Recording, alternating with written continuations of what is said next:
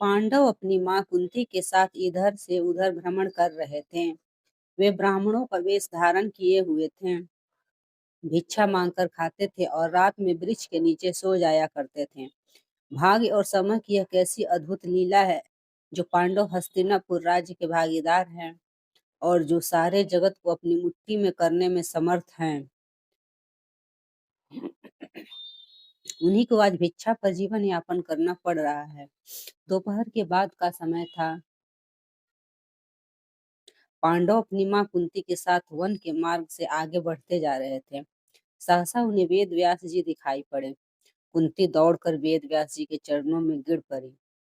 उनके चरणों को पकड़कर बिलख बिलख कर रोने लगी।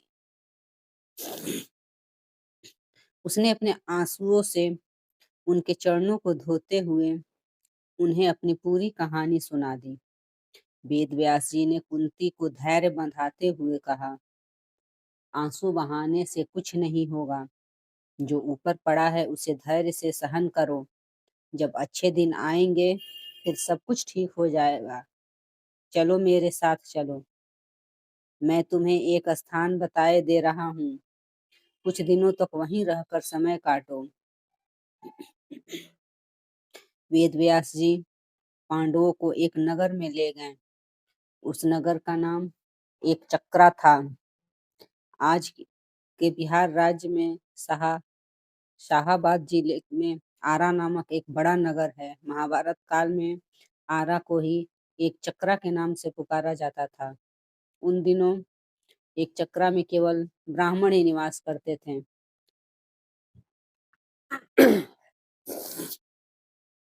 वेदव्यास जी पांडवों को एक चक्रा में पहुंचाकर चले गए। पांडव एक ब्राह्मण के घर में निवास करने लगे। पांचों भाई प्रतिदिन भिक्षा मांगने के लिए जाया करते थे। भिक्षा में जो अन्न मिलता था उसी से अपने जीवन का निर्वाह करते थे। उन दिनों एक चक्रा में एक राक्षस के द्वारा बड़े जोड़ों का आतंक फैला हुआ था। उस राक्षस का नाम बक था। वह दिन में वन में छिपा रहता था, रात में बाहर निकलता था और एक चक्रा में घुस जाता था। जिसे भी पाता था मार डालता था। खाता तो एक ही दो आदमी को था, पर 15-20 आदमियों के प्राण रोज जाते थे। आखिर एक चक्रा के निवासियों ने वक्त से एक समझौता किया। प्रतिदिन नगर का एक आदमी अपने आप ही बक के पास पहुंच जाया करेगा और बक उसे मारकर खा लिया करेगा। एक ही आदमी की जान जाएगी। व्यर्थ में मारे जाने वाले लोग बच जाया करेंगे। बक ने भी इस समझौते को स्वीकार कर लिया। उसे जब बैठे बिठाए ही भोजन मिल जाता था तो वह समझौते को स्वीकार ना करता तो क्या करता।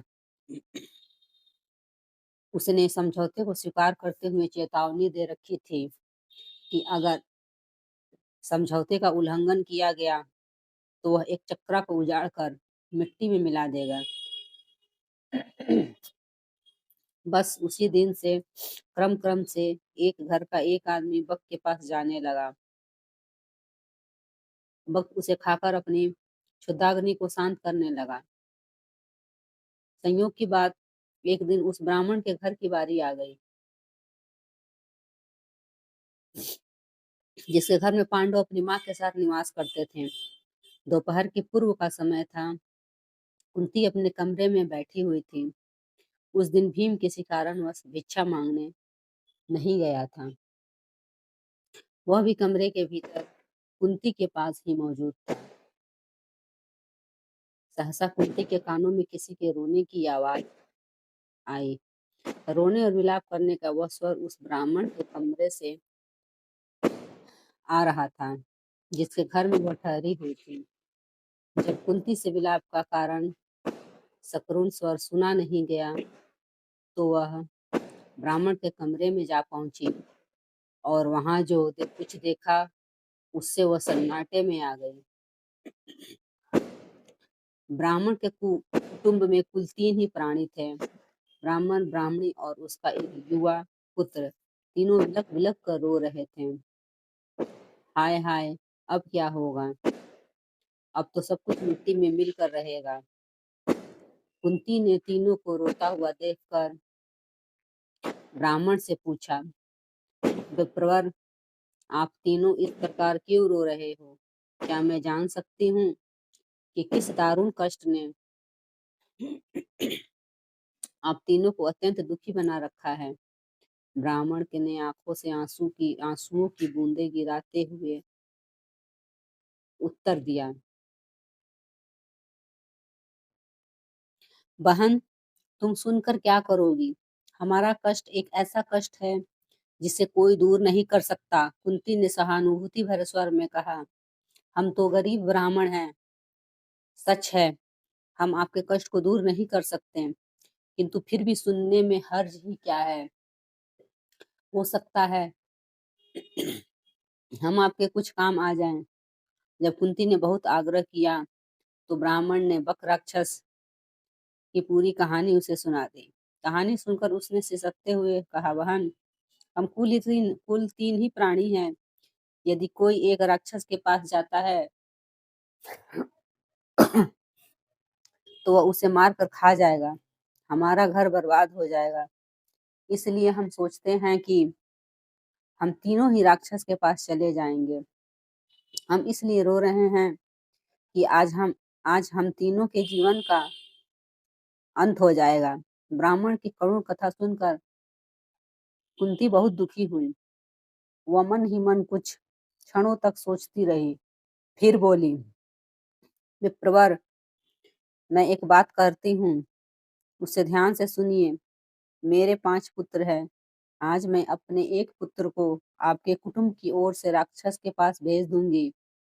यदि राक्षस मेरे पुत्र को खा जाएगा तो भी मेरे पास 4 पुत्र शेष रहेंगे। कुंती की बात सुनकर ब्राह्मण स्तब्ध रह गया। उसने परोपकार में धन देने वालों की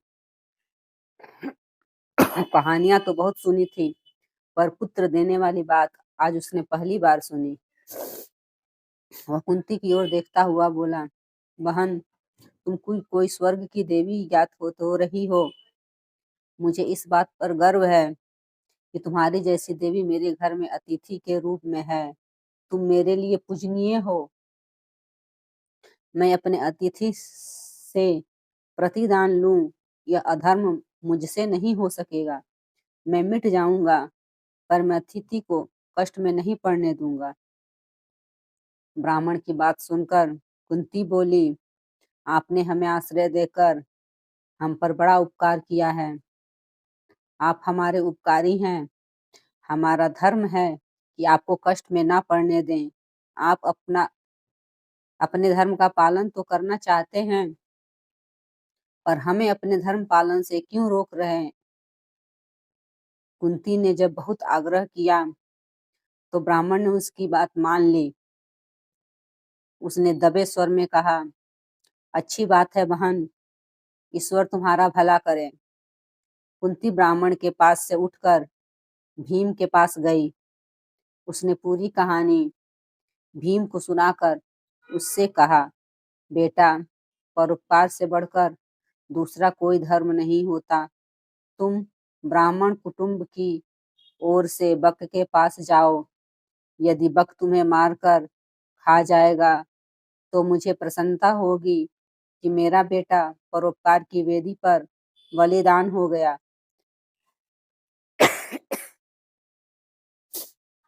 भीम ने बड़े हर्ष के साथ अपनी माँ की आज्ञा को स्वीकार कर लिया। उसने कहा, माँ, तुम्हारी आज्ञा शिरोधार्य है। बक मुझे क्या मारकर खाएगा? तुम्हारे आशीर्वाद से मैं उसे मिट्टी में मिला दूंगा। संध्या का समय था।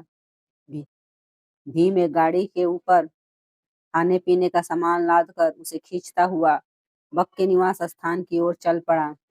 वह बक के निवास पर पहुंचकर गाड़ी पर लदे हुए खाने के सामान को स्वयं खाने लगा। बक कुपित हो उठा। वह गरजता हुआ बोला, एक तो तुम देर से आए हो और ऊपर से मेरा भोजन खा रहे हो। इतना कहकर वह भीम पर टूट पड़ा। भीम तो पहले से ही तैयार था। दोनों में मल्ल युद्ध होने लगा। दोनों की गर्जना और ताल ठोकने के शब्दों से वायुमंडल गूंज उठा।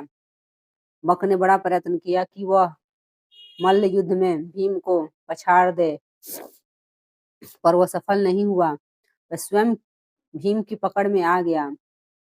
भीम ने उसे धरती पर गिराकर उसके गले को इतने जोरों से दबाया कि उसकी जीभ बाहर निकल आई। वह प्राण शून्य हो गया। भीम उसे उठाकर नगर के फाटक के पास फेंक दिया। उधर संध्या समय चारों भाई भिक्षाटन से लौटे तो कुंती ने से सब कुछ सुनकर वे बड़े दुखी हुए। उन्होंने अपनी माँ से कहा, तुमने भीम को अकेले भेजकर अच्छा नहीं किया। हम भाइयों में वही एक ऐसा है जो संकट के समय काम आता है। कुंती ने अपने पुत्रों को समझाते हुए कहा, तुम चिंता क्यों करते हो? तुम देखोगे कि मेरा भीम बक को मिट्टी में मिलाकर आएगा।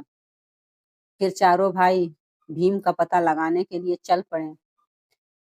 वे अभी कुछ ही दूर गए थे कि भीम अपनी मस्ती में झूमता हुआ आता दिखाई पड़ा। चारों भाई दौड़कर भीम से लिपट गए। भीम ने उन्हें बताया कि उसने किस तरह अत्याचारी बक को नर्क में पहुंचा दिया। भीम ने घर पहुंचकर अपनी माँ के चरण स्पर्श किए। उसने कहा, माँ, तुम्हारे आशीर्वाद से मैंने बक का संहार कर दिया। अब एक चक्रा के निवासी सदा सदा के लिए भयमुक्त हो गए। कुंती ने भीम का मुख चूमते हुए कहा, बेटा भीम, मुझे तुमसे यही आशा थी। मैंने इसीलिए तो तुम्हें बक के पास भेजा था। प्रभात होने पर एक चक्रा निवासियों ने नगर के फाटक पर बक को मृत अवस्था में पड़ा हुआ देखा। उन्हें जहां प्रसन्नता हुई वहां आश्चर्य भी हुआ। बक का वध किसने किया? क्या ब्राह्मण ने? एक चक्रा के निवासी दौड़े दौड़े ब्राह्मण के घर पहुंचने लगे। थोड़ी ही देर में ब्राह्मण के द्वार पर बहुत बड़ी भीड़ एकत्रित हो गई। ब्राह्मण के जयनाद से धरती और आकाश गूंजने लगा। ब्राह्मण ने भीड़ को शांत करते हुए कहा, भाइयों, बक का वध मैंने नहीं किया। उसका वध तो मेरे घर में ठहरी हुई ब्राह्मणी के बेटे ने किया है। एक चक्रा के निवासी इस बात को तो जान गए कि बक का वध ब्राह्मण के घर में टिकी हुई ब्राह्मणी के एक बेटे ने किया है, किंतु अधिक प्रयत्न करने पर भी वे यह नहीं जान सके कि ब्राह्मणी कौन है और उसके पांचों बेटे कौन हैं।